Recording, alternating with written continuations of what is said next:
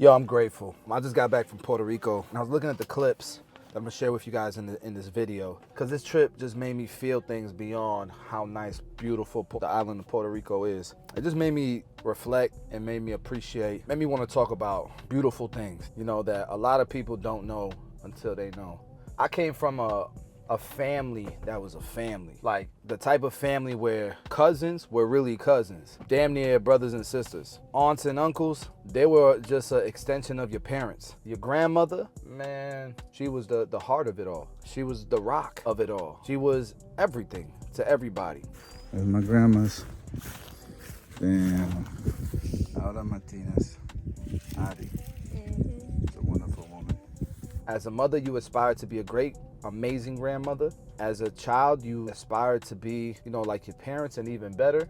And you wanted to do it with your cousins and your brothers and your sisters. We would dream together, play sports together. Sundays were barbecues, dancing. You always wanted to spend the night at your cousin's house, at your aunt's house. And we didn't have much.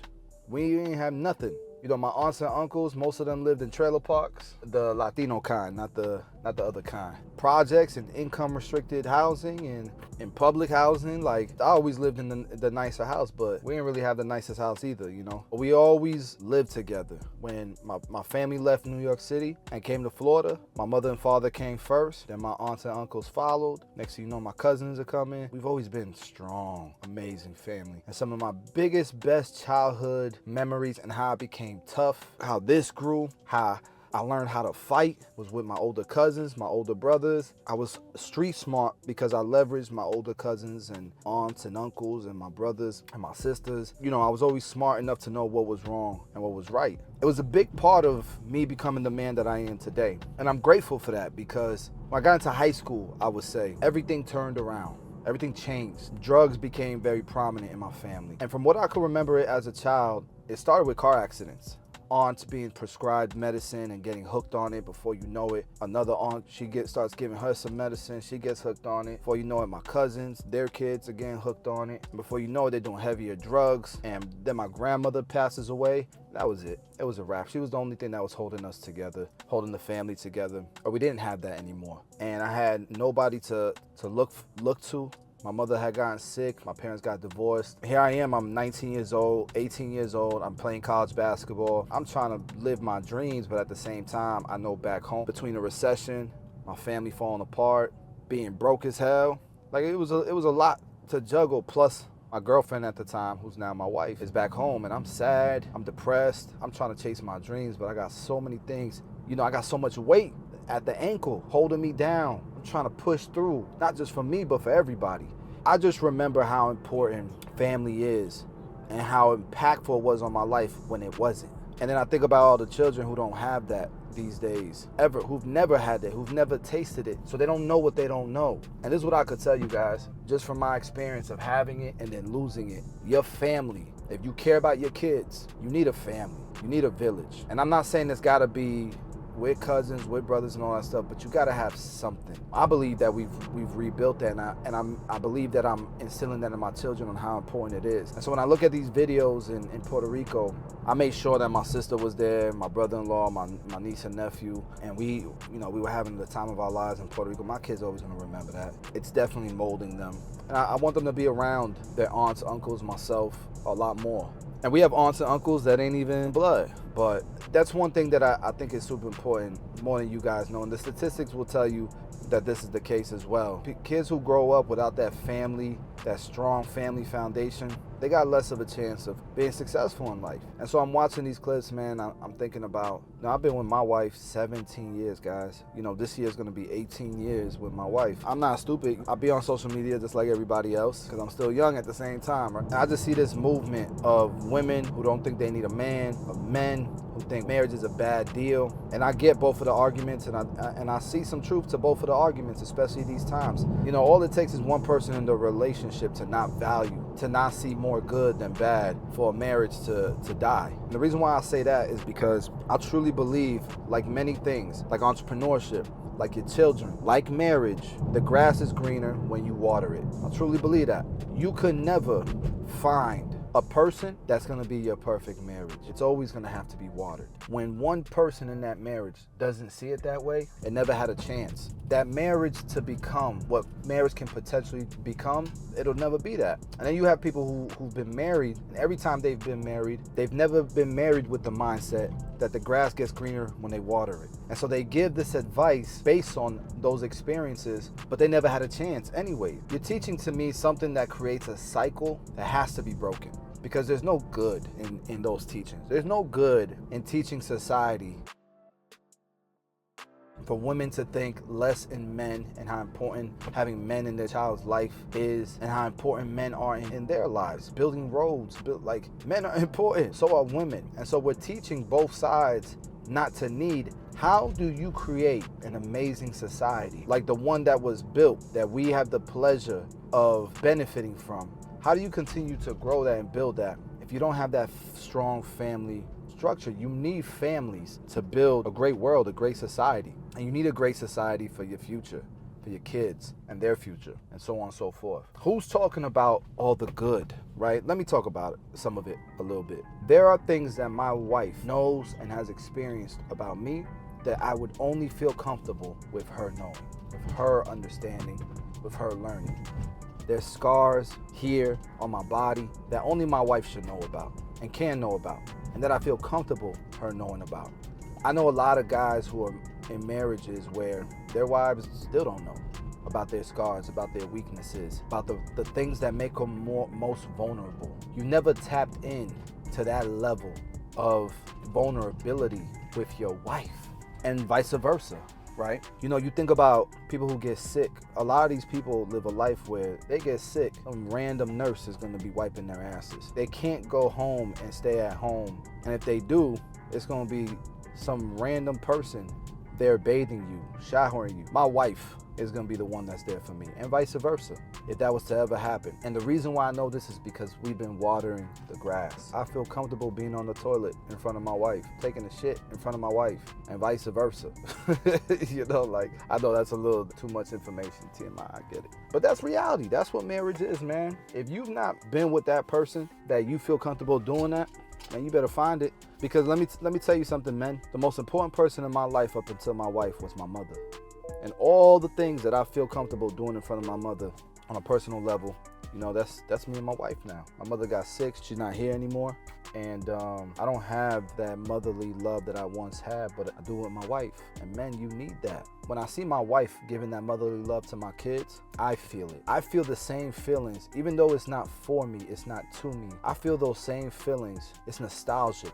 I instantly feel what it felt like when my mother cared for me, when she cooked for me, when she washed my clothes, when I got sick and she would rub Vicks on me, and you guys know what I'm saying? Like, you need that feeling, you need that love in your household. If you don't have that feeling inside your house, inside your home, after being out all day, battling the world, trying to kill and bring food to the table back home, if you don't have that sense of responsibility where you feel like you're providing for others rather than yourself, as a man, you're always gonna be missing something. You're never gonna be truly happy, I don't think.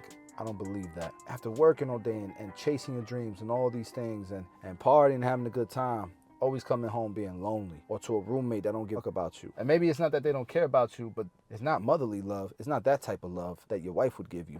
This is one of the biggest things that I noticed. The best entrepreneurs. You never hear TMZ, Forbes, the news talk about these amazing marriages that these men on Forbes and women on Forbes have. You only see the bad highlighted. The Tiger Woods nasty divorces. Yeah, the Steve Jobs, the Jeff Bezos nasty divorces, the Elon Musk, crazy relationships and stuff. But you don't hear about the amazing marriages that these billionaires that are not on television, that are not rock stars. You don't hear about those guys who've had amazing lives, amazing marriages. And I think the majority of people on Forbes do have that. They're just not highlighted. I think about the Denzel Washingtons of the world. You think about Joe Rogan. He doesn't even show his wife, but he's he happily married. It's not what part of the rock star thing, right? You think about LeBron James.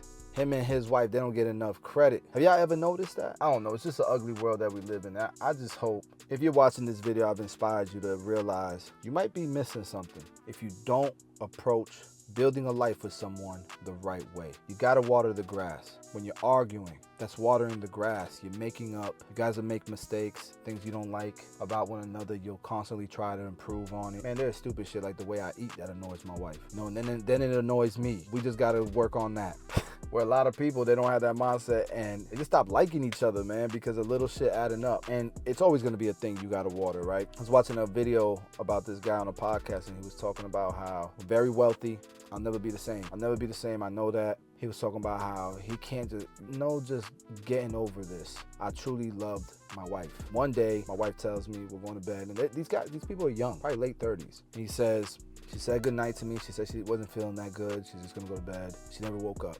He said he didn't believe it. He never forgets the feeling of touching her. It was just dead body weight. He'll never forget that. And instantly after that, he just started thinking about, after he laid her to rest and all that stuff, all the shit that goes on with that. I couldn't imagine. He talks about how he can't stop thinking about how stupid he was, getting mad about not being able to figure out what we're gonna eat today. The stupid things that he let take away from the beauty in their relationship together. And I'm guilty of that too. So that's why I'm kind of like reflecting on it. I think we're all guilty of it. But if you in your mind, always thinking about this is just part of watering the grass, think about this ain't worth it, because in a few hours we're gonna be over it and back to kissing and hugging up on each other.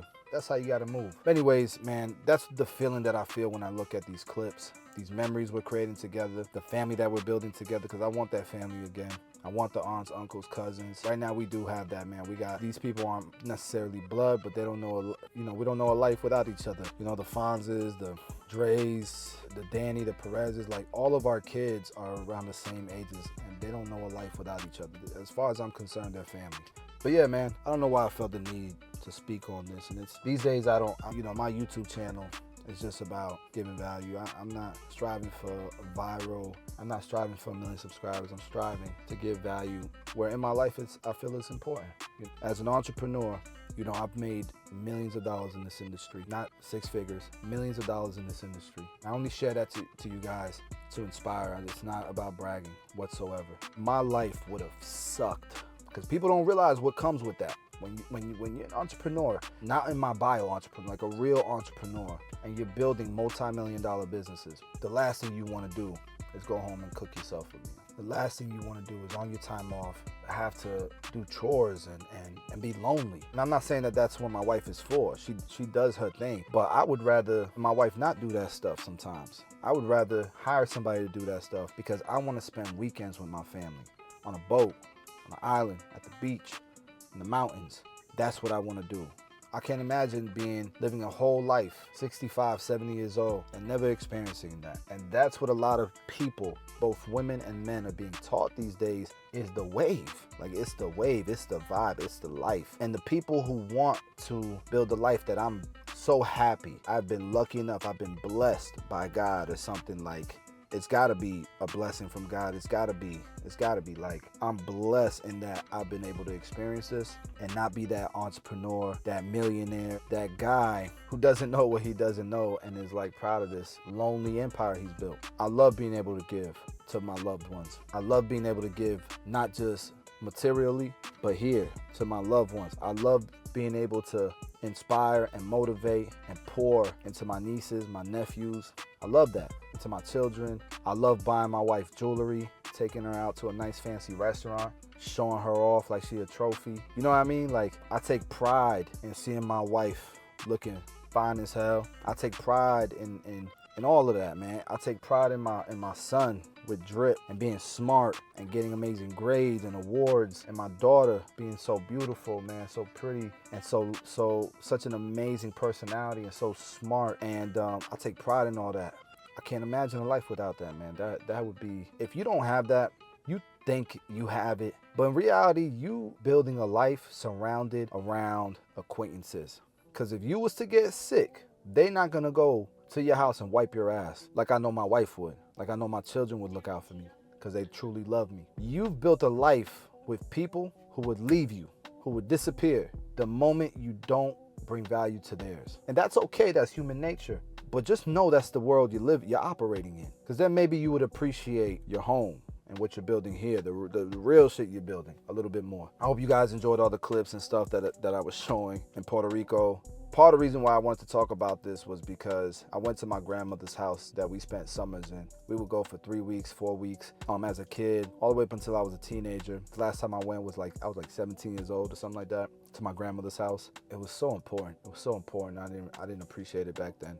You know, like I said, we didn't have much, but in this beautiful little island with all of our family, the parties we would have, it didn't even have windows. It just had the damn vents or whatever. No windows, vents and screens. And then you would sleep with fishnets over your bed because the mosquitoes were crazy. We were literally by the water. But like going back to that house, man, it's, you know, this is part of why vacation is important. Give you a break, make you think about the shit that matters, regroup, get back to work. I just wanted to pour into you guys a little bit. Y'all might rock with this video, you might not, I don't care. This is what I'm posting on my channel. There's plenty of haircut tutorials, man. I'm in a place in my life, man, where I'm just trying to expand and grow and become better. You can only become so much better at cutting hair, guys. Give your gifts. Give your gifts. Give your gifts. Have a good one, guys.